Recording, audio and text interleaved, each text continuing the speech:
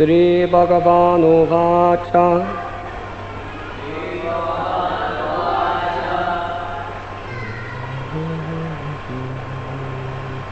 Tri Saptavi Pita Puta Pitrabi Sahatenaka Yat Sadhusya Kule Jato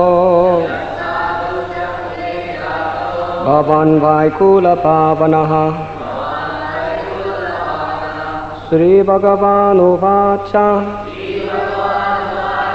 Tri Saptavi Pita Puta Pitrabi Sahatenaka Yat Sadhusya Kule Jato Bhavan Vaikula Pavanaha Sri Bhagavanuvacha Tri Saptavi Pita Puta Pitrabi Sahatenaka Yat Sadhusya Kule Jato Bhavan Vaikula Pavanaha. The Supreme Personality of Godhead said, My dear Prahlad, O most pure, O great saintly person, your father has been purified, along with 21 forefathers in your family. Because you were born in this family, the entire dynasty has been purified. Purport by His Divine Grace, A.C. Bhaktivedanta Swami Prabhupada. The word Tri Saptabhi means 7 multiplied by 3. In one's family, one can count back 4 or 5 generations to one's great-grandfather or even one's great-grandfather's father. But since the Lord mentions 21 forefathers, this indicates that the benediction expands to other families also. Before the present family in which one has taken birth, one must have been born in other families. Thus, when a Vaishnava takes birth in a family, by the grace of the Lord, he purifies not only that family, but also the families of his previous births.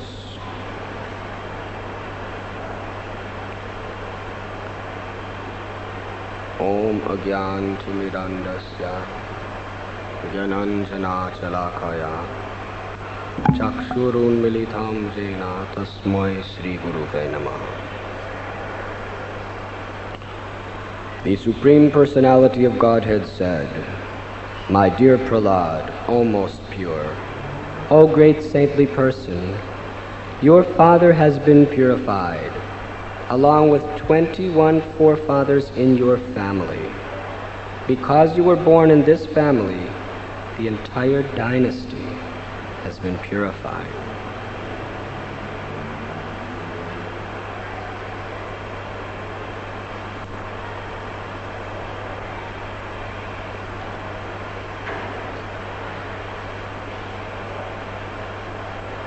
It is the nature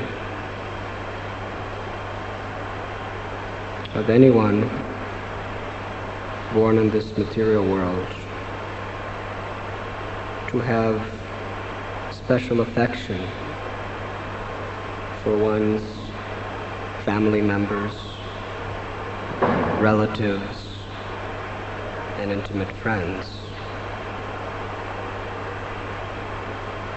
And it is not that when one becomes a devotee, that this affection is destroyed.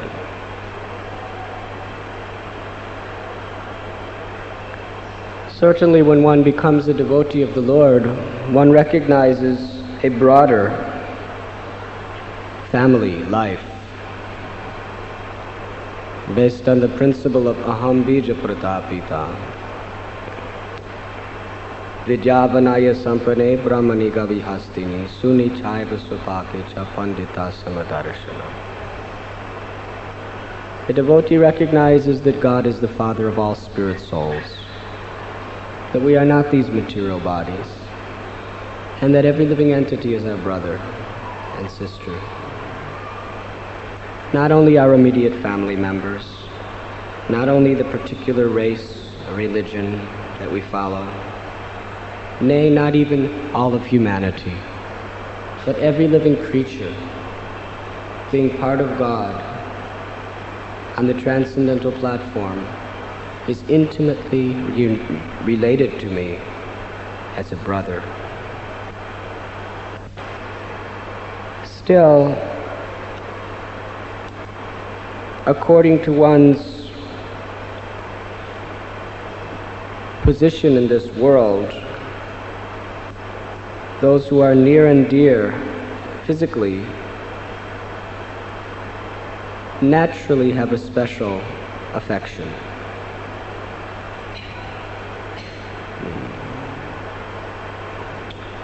And we find this in the life of Prahlad Maharaj. He was praying to the Lord that I do not want to go back to Godhead.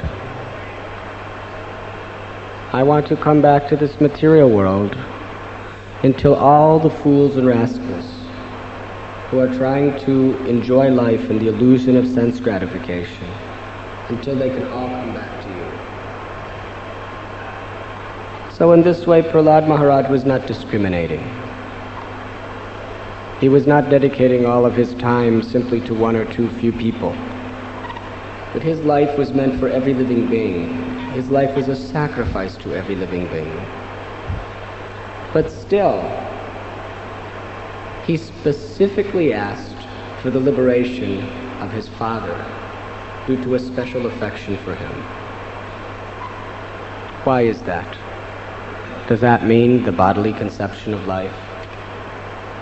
The real reason is because those who are closest to us, generally, we have the most opportunity to directly help them on their path back to Godhead. If someone has a special affection for you and you have a special direct connection with someone, then that connection provides the opportunity in due course of time to help that person become Krishna conscious. Because a devotee sees that every connection, every relationship only has value insofar as we are helping that person in that relationship come closer to Krishna. Otherwise, all relationships are maya. They are an illusion and they are meant for bondage. Krishna tells Arjuna in Bhagavad Gita, Asocyanan vasochastvam pragyavadam shtabashase gatasam agatasam sthananu sochanti panditaha. He was thinking in terms of the battle of Kurukshetra. How can I fight this battle? I will have to become the enemy of those I love, and I will have to kill them. My own grandfather, so dearly I love him. He was more to me than anyone on earth, outside of Krishna himself. And you are asking me to become his enemy and kill him. My own teacher, everything I know, I learned from him. And now you ask me to take everything I've learned from him and use it to kill him as his enemy? What to speak of I have 100 cousins. Although they were certainly, due to ignorance, inimical toward me, still, they are my cousins. I love them very much. Why should we kill them? Just because they are a little foolish, does that mean I should be foolish and engage in this war with them? So Arjuna was thinking in terms of sentimental, physical affection. And therefore, Krishna chastised him. That an intelligent person, a wise man, does not lament for neither the living or the dead. A wise man laments neither for the living nor the dead. But at the same time, a wise man is very concerned with the spiritual elevation of both the living and the dead. Useless lamentation is only a waste of time which diverts our attention away from the goal of life, which is Krishna consciousness. What Krishna is essentially telling Arjuna, that you can be helping to liberate these souls, but you are such a selfish rascal that you are wasting your time lamenting over sentimental thoughts about them. It's selfishness. Why not do something for them? Why not kill them and liberate them and send them back to Godhead? They may not like it. That may be their sentiment. But we are not concerned with their sentiments. We are concerned with their welfare. That is love. In this material world, sentimental people, in the name of love, they are simply concerned with people's feelings. But they have no real concern with a person's welfare. And they are even willing to jeopardize a person's welfare just to make their feelings nice. That's not love, that's selfishness. That's bodily attachment, that's ignorance. Love means that you are truly and genuinely concerned with a person's welfare. Prahlad Maharaj loved his father. He had the most intimate, loving relationship with his father. And the proof of that was that he really cared about his father. Prahlad could have been just as much a devotee as he was and not let his father know. Just like we have so many devotees who do not tell their parents so much about their activities in Krishna consciousness. It doesn't make them less devotees. They're still doing the same thing. Their concentration on Krishna is still the same. But Prahlad Maharaj, he risked his life. He accepted so much inconvenience only because he wanted to help his father, because he loved his father. Therefore, when his father so affectionately brought him on his lap on the throne, in parental affection, smelled his head, and asked Prahlad, what is the best thing you learned in school? Prahlad knew that he was only with his father for 5 minutes. All he had to say was, oh, mathematics. Oh, Sanskrit. And then his father would say, very nice. I'm so happy. I'm so pleased. And then what? Then Prahlad would go and he would just be chanting Hare Krishna and doing his sadhana and doing his bhajan. No problem. It wouldn't have affected his life at all if he just said some nice things to his father. Why didn't he? It would have been easier for him. The reason is because he loved his father. He didn't care about his father's sentiments. He completely trampled on his father's sentiments. He made him so angry, he made him so hateful, he made him so offensive. But he knew this would be the best thing for him. Hitvatna pattam grihamanda kupam. You want to know the best thing I learned in school? That anyone who is uselessly on the bodily concept of life, trying to enjoy this material world, is in the darkness of ignorance, and such a person in the dark, deep well of family life should go to Vrindavan and surrender to Krishna. His father became very angry. And every time Prahlad would meet his father, he would tell him about Krishna, because he was really concerned with his father. And then, after his father was dead, Prahlad was still concerned with his father. Because he was thinking, here is a person that was directly related to me, therefore here is a person that, according to the proximity, I could help. You see, it's not that he was discriminating. Because he's my father, therefore I love him, but I don't love anybody else. He loved every living entity. He was compassionate to every living entity. He was willing to come and take birth as long as any living creature was still in the darkness of ignorance. But because of the proximity of his father, there was that natural desire to help him. So after the father was dead, following in the footsteps of Krishna's teachings to Arjuna, he did not simply lament. He knew lament was useless to him, useless to his father, useless to his guru, useless in every circumstance. But what he did do is he prayed for his father's welfare. He wanted to do something practical and tangible for his father's benefit. That is love. He did not want to waste his valuable time. He did not want to divert his attention uselessly. He wanted to actually do something out of compassion for the upliftment of his father. And because Prahlad naturally had this affinity of love for his father, Nrsingadev, understanding the tribulations, the austerities that Prahlad is going through for him, is giving the benediction that not only your father Prahlad, but one is naturally concerned with family members. I give you the benediction that 21 generations of your forefathers, they will all be freed from all sinful reactions. They will all attain liberation from all suffering. You see, the Lord is a person.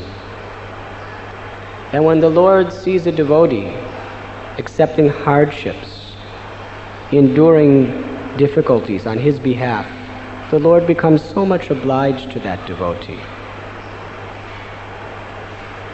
that he wants to give the devotee what is most dear to him. When one takes to Krishna consciousness, naturally, in most cases, one's family members become very disturbed by one's renunciation. Even in the case of such great souls as Radhanath Das Goswami, his parents were great devotees. In fact, his parents were financially maintaining practically the entire Vaishnava community and all their preaching efforts. But when Radhanath Das Goswami wanted to leave the business of his father and take a life of sacrifice and hardship and renunciation, it was unbearable to the parents. Because the parents were not on the most advanced platform, seeing their children, seeing Raghunath accepting physical inconveniences was so painful to them. They couldn't bear it. They would not allow it. In fact, Radhanath Das Goswami, on the order of Sri Chaitanya Mahaprabhu, had to abandon his parents, come to Jagannath Puri, and leave them all alone at home with broken hearts. And when they would hear about the tapasya that Raghunath was performing, they would simply cry day and night. Chaitanya Mahaprabhu compared his parents to worms in stool. Attachment to family life is a pit where people pass stool, and it's nothing more than that. And those attached to family life are like worms who love the stool. Even if you take them out of the stool, they'll immediately go back. They won't understand, they're liberated. Only one who gets the special mercy of Krishna can get out of such a pit. So Raghunath Das, how much he hurt his parents. And naturally, it must have hurt him to hurt his parents. Devotees are not hard-hearted. But for the higher purpose of serving the Lord and serving all living beings, and for the higher purpose of even liberating the parents. The child is willing to endure that pain and endure seeing the pain of loved ones. In this way, Radhanath Swami showed us by his example real love for one's parents. Not sentimental physical attachment. He was concerned with the liberation of their soul. And such, when one is willing to accept these types of hardships, when one is willing to accept these types of sacrifices on behalf of the Lord, for the sake of the Lord, that devotee wins the heart of the Lord to such an extent that the Lord irresistibly simply wants to satisfy the desires of the devotees. The devotee, what he is forsaking to satisfy Krishna.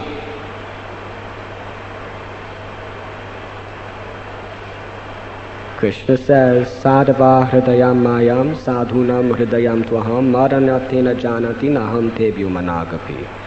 Because my devotee has sacrificed so much, is enduring so much to satisfy me, therefore I am willing to do anything to satisfy my devotee.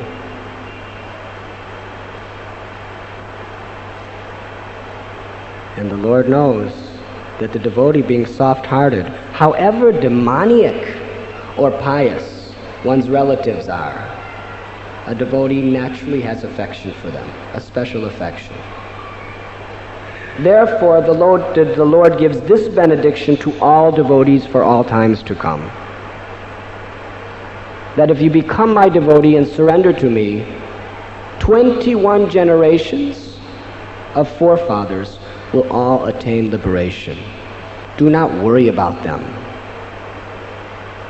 Do not sentimentally lament about them. Know that you are their real friend, their real welfare worker, their real well-wisher, simply if you surrender to me. The question is, do we have faith?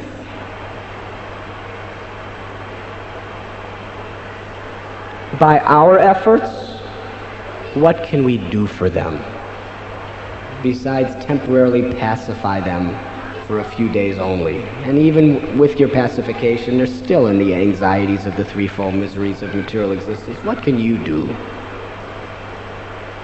But are you willing to put them in Krishna's care? The fact is, if you surrender to Krishna, they are in Krishna's care also. There is the story of Radhanath Swami. He was a grihastha. He had a wife who was pregnant. He was thinking that so much I want to accept the mission of preaching. I'm being called upon by the Lord to preach. I really want to work for the benefit of all humanity. But now I'm simply maintaining this wife. She's pregnant with a child. I can't leave her now. But what I will do is, after she has her baby, then I will renounce the world, take sannyas, and go for the work of all humanity. So this was his conviction. As the 9 months went by, he was just meditating, when will this baby come? Then I can just leave her with the mother and go. Now you know, man proposes, God disposes. We have our plans, but they are not always, we cannot be attached to the results of our plans. This is a very great renunciation. To know that you have your plan, but to expect that it may not work out the way you want it, even in your desires for preaching Krishna consciousness. Therefore, a devotee who is actually surrendered is not attached to his plan. He makes his plan, he works for his plan, but in the end, Krishna's plan.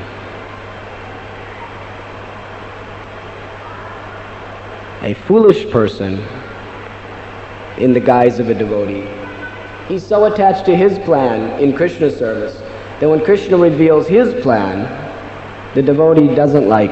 He thinks, no, it has to be my way, Krishna. It has to be my way. Otherwise, how could I do it for you if it's not my way? Are you doing it for him or are you doing it for you? That's the question. If you're doing it for him, it should be his way. So Sridhar Swami had his plan. My wife, she will have baby, then I will go. Free from this bondage of family affections and responsibilities. But as soon as the wife gave baby, the wife died. And there was this helpless infant laying there. So he was thinking, my God, now what? How can I just leave this infant baby? Now what do I have to? I have to sit here and be the mother and the father and the nurse and everything and the babysitter? How am I going to do the missionary work of my guru by doing like this? So he was wondering, Krishna, give me a sign. Give me a sign. What should I do? And just when he was praying like this, he saw a little lizard. Nice little lizard. And it was just a baby lizard. You know how pretty baby lizards are. So this baby lizard was on the floor, and there was a fly that came to this baby lizard. And the lizard, just a newborn, took its tongue, and the tongue flipped out of its mouth and caught the fly, and he ate the fly, and he smiled. And then Sridhar Swami was thinking, just see, Krishna's providing even for baby lizards. What to speak of baby humans? He doesn't need me. So he left, and he went. And for the benefit of all humanity, he began to preach. And he actually became the father of all Vaishnavas. He was the original great soul who commented on the Srimad Bhagavatam. And all the great acharyas have utilized his commentaries in their updating commentaries of the Bhagavad Purana. Therefore, to this day, factually every one of us worldwide who are reading Prabhupada's books are factually reading, to a large extent, the translated commentaries of Sridhar Swami. What he has done for so many generations of millions and millions of people to uplift their consciousness. Why? Because he had faith in Krishna. And the baby obviously was fully protected by Krishna. Because if you surrender to Krishna, according to the desire of the spiritual master, then not only do you come under the protection of Krishna, but everything that you leave behind is also, from that point on, under the protection of Krishna. It is in the hands of Krishna. Krishna will care for it. Why? Because it is his promise. Because he knows that you have done this for him. You are sacrificing so much for him, so what you leave behind, he will take care of it. Out of love for his devotee, because he knows his devotee cares.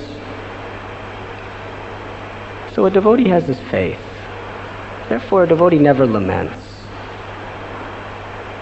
A sincere devotee is very, very much conscious that what he does, what he thinks, how he or she spends time is not wasted, but it is tangibly, practically, and realistically for the benefit of others.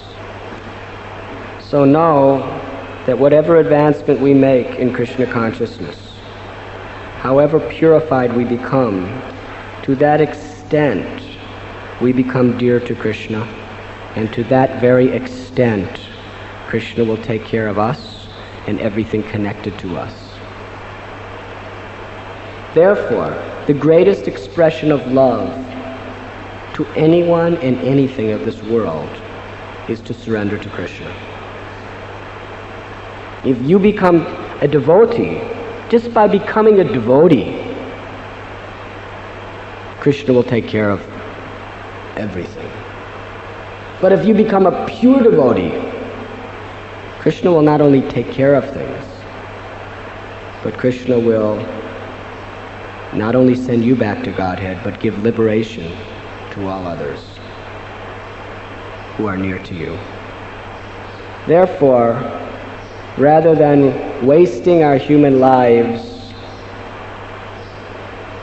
regretting, lamenting, plan making in the future with so many material considerations, if we really want to do good, our concentration, our energy, our moments, our seconds should be to surrender to Krishna, to become his pure devotee, with faith in the words of Lord Narahari. Is there any questions?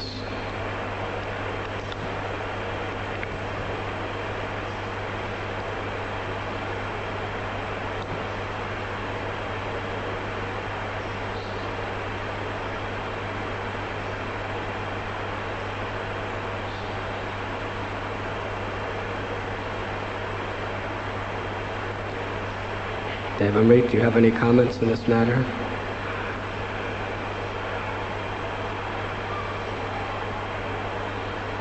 Your parents are on the road back to Godhead. Although for them it's a bumpy road. Still, bumpy or not bumpy, the destination is worthwhile.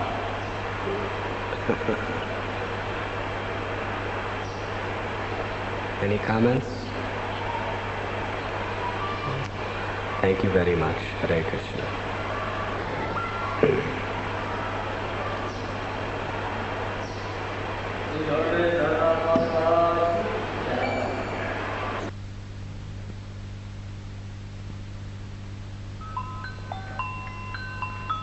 For further details of this cassette, please contact Radhanath Swami Tape Ministry, Sri Sri Radha Gopinath Mandir, International Society for Krishna Consciousness.